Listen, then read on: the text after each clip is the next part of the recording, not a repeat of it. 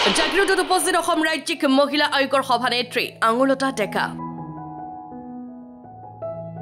অসমৰ ৰাজ্যিক মহিলা আয়োগৰ ব্যতিক্ৰমী প্ৰয়াস বাইক চলাই আঙুলতা ডেকাই আৰম্ভ কৰিলে বিশ্বাস যাত্ৰা বাইক ৰেলীৰে মহিলা আয়োগৰ সজাগতা সৃষ্টি সৰু সজাইৰ পৰা যোৰহাটলৈ হ'ব ৰেলী 4 দিনীয়া কাৰ্যসূচীৰে যাত্ৰা ৰেলীটোৰ ওকে আমাৰ অসম ৰাজ্যিক মহিলা আয়োগৰ তৰফৰ পৰা প্ৰথমবাৰ কাৰণে হৈছে এনেকুৱা সজাগতামূলক বাইক ৰেলী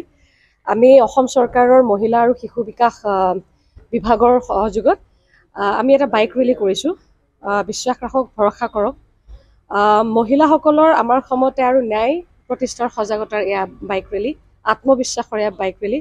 আৰু সুৰক্ষাৰ আমি যিখিনি মহিলা সুৰক্ষাৰ কথা কৈ থাকোঁ ভাৰতীয়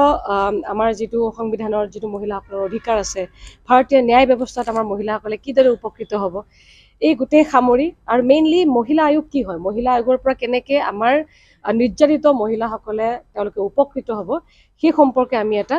বাইক ৰেলী কৰিছোঁ য'ত আমাৰ কেন্দ্ৰীয় চৰকাৰৰ আমাৰ গৃহ মন্ত্ৰালয়ৰ আমাৰ শিশু আৰু মহিলা বিকাশ মন্ত্ৰালয়ৰ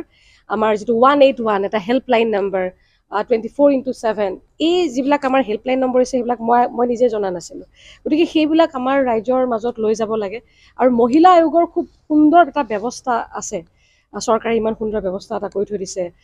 গতিকে সেই ব্যৱস্থাবিলাক সক্ৰিয় কৰিব লাগে কাৰণ লখিমপুৰৰ এগৰাকী মহিলা যদি অৰ্থনৈতিকভাৱে তেওঁ দুৰ্বল গতিকে তেওঁ গুৱাহাটী যাব নোৱাৰিব আমাৰ ওচৰত গতিকে তাত ব্লক লেভেলত এখন সুন্দৰ মহিলা কোষ আছে জিলা পৰ্যায়ত মহিলা কোষ আছে আপোনালোককো অনুৰোধ কৰিছোঁ সেইবিলাক সক্ৰিয় কৰাৰ ক্ষেত্ৰত আপোনালোকেও সহযোগ কৰক গতিকে এই বাইক ৰেলীটো 10গৰাকী মহিলা আৰু আমাৰ পুৰুষ 6গৰাকী আছে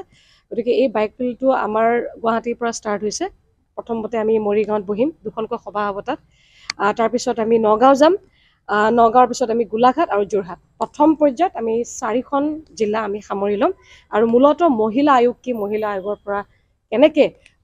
মানে তেওঁলোকে উপকৃত হ'ব সেই বিষয়ে আমি সজাগতা কৰিছোঁ নিশ্চয় পৰৱৰ্তী সময়ত আমি তেনেকৈ 4খন জিলাকে আমি তেনেকৈ বাইক ৰেলীৰে যাম আৰু মুঠতে আমি এইটোৱে ক'ব বিচাৰিছোঁ যে প্ৰত্যেকগৰাকী মহিলা যিসকলে নিৰ্যাতিত